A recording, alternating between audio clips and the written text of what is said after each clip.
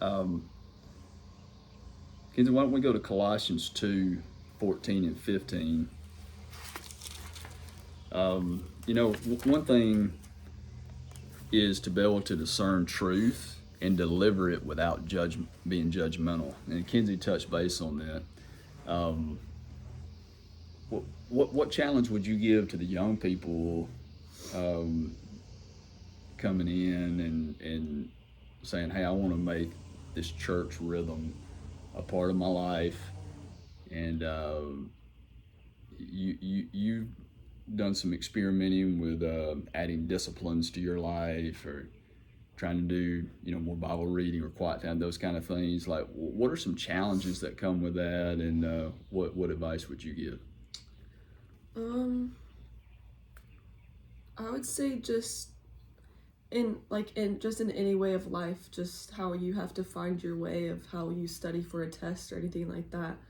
Just like you don't have to listen to absolutely everything that like everyone around you is telling you of like you have to pray this much, you have to like be here at this time and like have this quiet time or whatever. Like just find the way that like you connect with God and just like make that a part of you and just like step out boldly in whatever that is. That's good. I appreciate you sharing that. Um, so Kenzie and I tend to have some differences every now and then, and so when we might say, well, you mentioned the attention span, and I don't think that's just something to do with teenagers or college age or middle school folks. Like, I think us adults really struggle with it too. And one reason is, the way we've been learning is on our phones a lot, and so we do short snippets, and so it's hard to pay attention to something for a while. And so for some people, going in and listening to a 20 to 30-minute sermon, that kind of thing, can be challenging. But the church that God put in place was intended for believers to come together. It really started in houses, and so I'd really encourage anybody that tries to go connect with a church to get into a small group. Find a group of people. Make sure you introduce yourself to people. Us believers that are already tracking in church, let's make sure we make people feel welcome and pull them into small groups, invite them into their house, and our houses for meals. Let's be reminded that Scripture tells us to actually have people into our house for meals that can't repay us.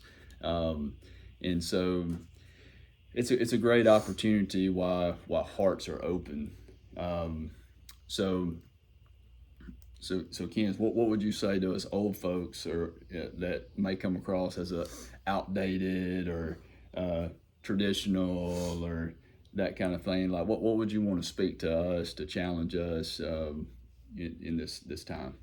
Well, one thing I thought about when you said that like Jesus came like didn't come for like the healthy but came for the sinners is like for us to understand that just because we've like been in church for this amount of time like doesn't mean that we're just like better than anyone else. That's right. Because we're all we're all on different paths and everything, but we're all fighting against the same thing. And like everyone expresses that those like challenges in our like human nature differently. Yes, some people like can control that more, but that doesn't mean like any of us are better or worse. Like, so I feel like just everyone being humbled enough to like be encouraged and encourage others like in that fellowship is what really like could bring us all together in like oneness, like you said. That's really good. And you mentioned, hey, like we're all fighting against an enemy. We're all fighting against something. And I think the danger is when we say, well, the enemy's just out there. The enemy's somebody that I disagree with politically, or and really what Jesus showed us was that there's something that we all deal with on the inside. I think you were alluding to that with temptations and struggles.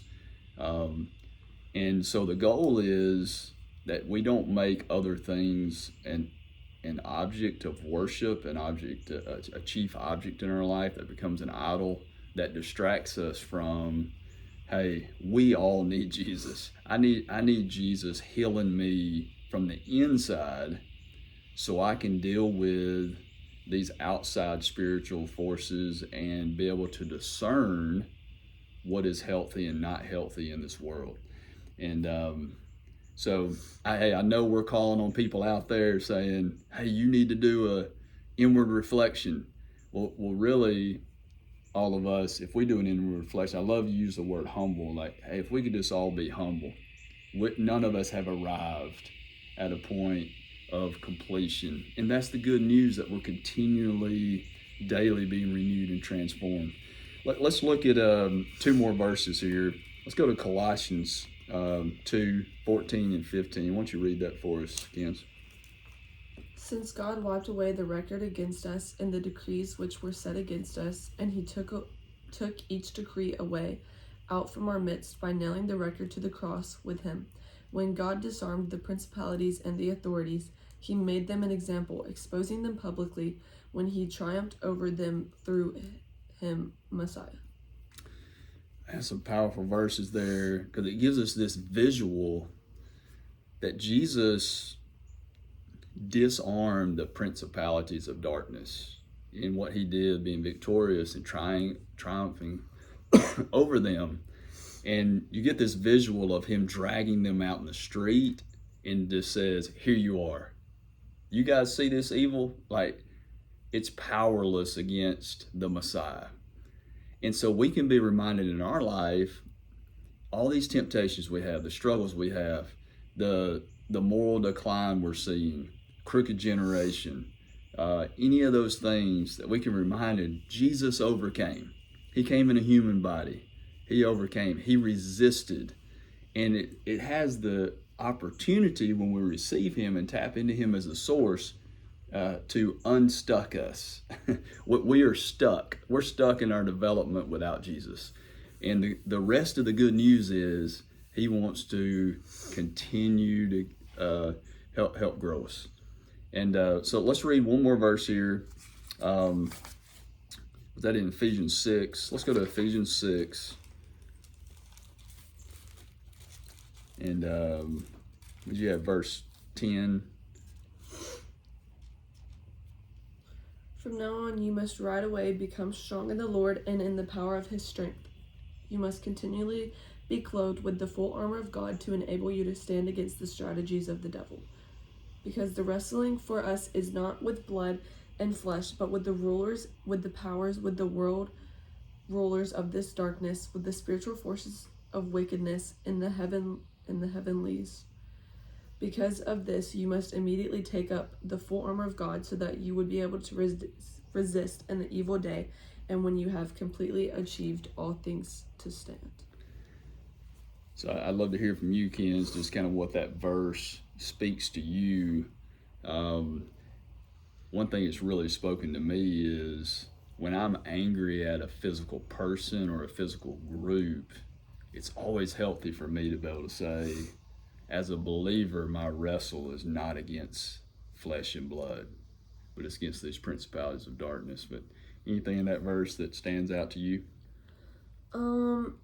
I just feel like sometimes when there's like problems in this world, we kind of like separate them from like our spiritual walk. Like some things were like, oh, that's like evil and that's like way over there, and we're like, okay, no, like we're good, we're not like living in like the wickedness of like the devil. But I feel like something that we need to understand is like you like made a point with, all that stuff is like inside each and every one of us. So like if we just the smallest things is from like the darkness and all those like the principalities of darkness. And I don't know, I feel like that kind of like helps with like confusion that people have of just like what's like the answer, because in that last verse it talks about how like God just like drug them out and like defeated them, and it's like God is the solution to like everything, because it's that one problem that we all like suffer with. It's not like, oh, this person is like dealing with this bad and this person's dealing with this bad. Like, we're all fighting the same fight. And I feel like that's like, that kind of like simplifies everything to where I can just say like, this war is inside all of us, but like, I have the person or the God that like can defeat that. And it just like, it kind of just like solves things if we can just like accept that, and like it said, like put on the full armor of God to resist in the evil day. Amen. And to resist those strategies of the devil against us. So it's like, hey, even without the devil, I've got evil inclination in me that I need Jesus to help me not only save me from, but heal me and heal this corruption inside of me. But then I also got this principalities of darkness and evil that's out there that I need to put the full armor of God on so that I can be defensive against it, but also he gives us the word of God and being able to pray with him and have a walk with him so I can walk in righteousness against and recognize evil. So well said, Kenzie. Enjoyed spending some time and talking with you here. I hope it's a blessing to others, and just really pray that we can stand as the pure and faultless religion is to go look after those in their distress, widows, orphans, the marginalized, the needy, and to keep oneself from being polluted by the world. And so love God, love others. Hope everybody has a great weekend. God bless.